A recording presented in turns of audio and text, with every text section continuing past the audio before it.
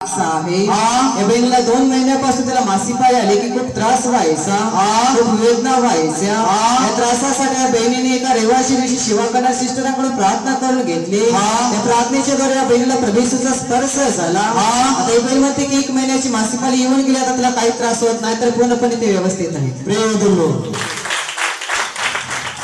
काय तुम्हाला होत होता? पहिले मासिक पाळी आली की तुम्हाला पोटामध्ये वेदना व्हायच्या, भरपूर दुखायचं। म्हणजे असं करता किती महिने झाले दुखत होता? म्हणजे किती महिन्याची अशी येऊन गेली तेव्हा दुखत होता? 2 महिने। आणि आता तिसऱ्यांदा तेव्हा तुम्ही आता दुखलं नाही, म्हणजे 2 महिने तुम्हाला दुखत होतं आणि तिसऱ्यांदा येण्या अगोदर तुम्ही प्रार्थना करून घेतली सिस्टर कडून आणि तेव्हापासून मला बरं वाटतं, म्हणजे आता दुखलं नाही। कोणा बरं केले तुम्हाला? येशू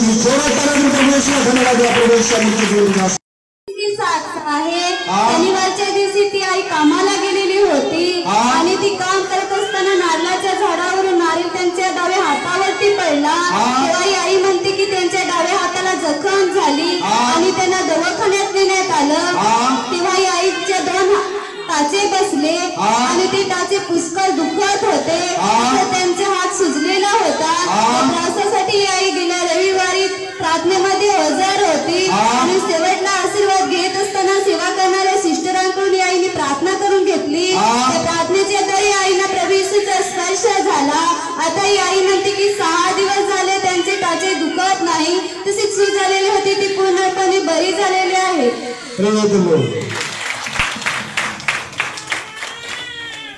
कुठे लागला होता नारायण काका?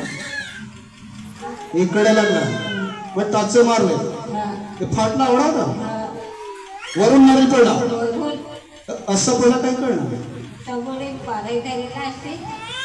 हा पारेशी होती, इकडं पाळली, मग तिकडे तुमच्या मार लागला, मग तुम्ही दवाखान्यात गेले, टाचे मारले, तर त्या मग टाचे मारले दुखत होते, गोळ्या वगैरे दिले होते का नाही?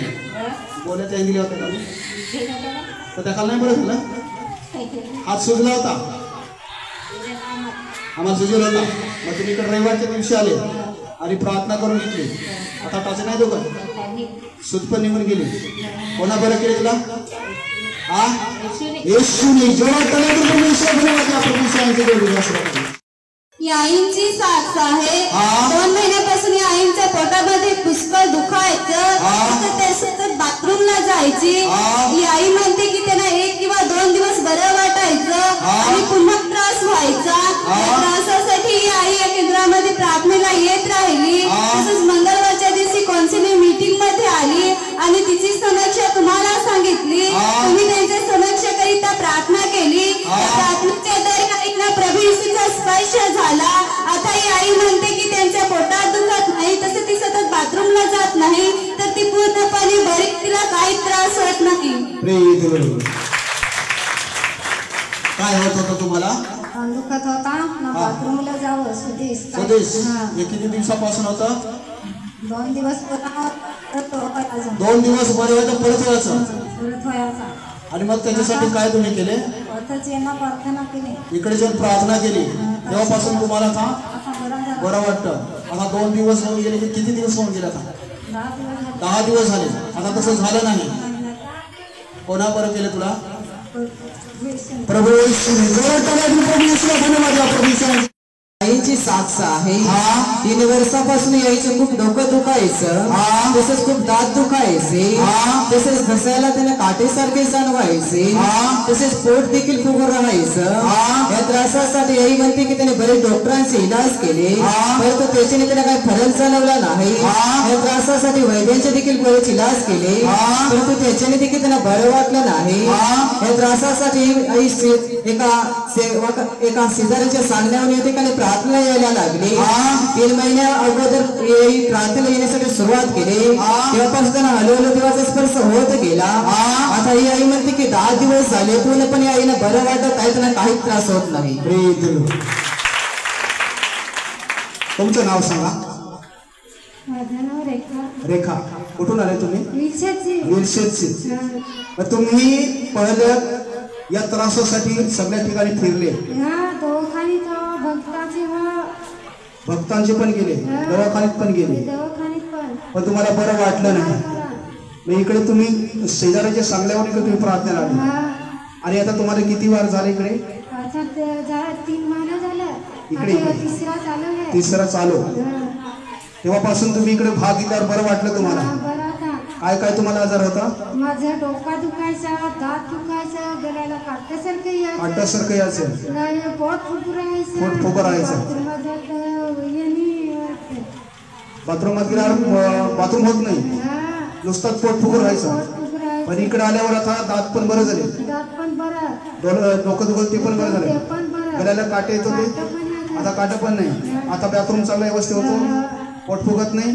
कोणा बरं केलं तुला? येशूने बरं केलं. जोरात ताली परमेश्वर धन्यवाद द्या. परमेश्वर आमचे त्या आईंची साक्ष आहे. 1 वर्षापासून या आईला लघवीला त्रास व्हायचा. ती आई म्हणते की या त्रासासाठी त्यांनी पुष्कळ डॉक्टरांचे उपचार केले. आणि आई म्हणते त्यांच्यानी त्याला काही फरक जाणवला नाही. आई या केंद्रामध्ये प्रार्थनेला येत राहिली, तसेच प्रार्थनेमध्ये भाग घेत राहिली आणि घरी विश्वासाने प्रार्थना करून येथील दिलेले आशीर्वाद पाणी पीत राहिली. एक क्षणी आईला प्रभू येशूचा स्पर्श झाला. आता ही आई म्हणते की 4 महिने होऊन गेले, त्यांना एकदाही लघवीला त्रास झाला नाही, तरी आई पूर्णपणे बरी आहे, तिला काही त्रास होत नाही. तुम्हाला लवकरात त्रास होत होता, उन्हाळ्याचा त्रास होता. तरी किती महिन्यापासून का वर्षापासून होता? वर्षापासून 1 वर्ष. 1 वर्ष तुम्हाला लघवीला त्रास होता, उन्हाळ्याचा त्रास 1 वर्ष झाला. आणि मग तुम्ही प्रार्थनेकडे वळले आणि प्रार्थनेत तुम्ही भाग घेत राहिले आणि तसंच आशीर्वाद पाणी तुम्ही पित राहिले. आता किती महिने किंवा काय झालं? किती? 4 महिने होऊन गेले. आता अजिबात नाही. आता 4 महिने होऊन गेले. आता एकदाही उजवा पडला नाही तुम्हाला. कोणा तुम्हाला बरं केले? प्रभू येशू. परमेश्वर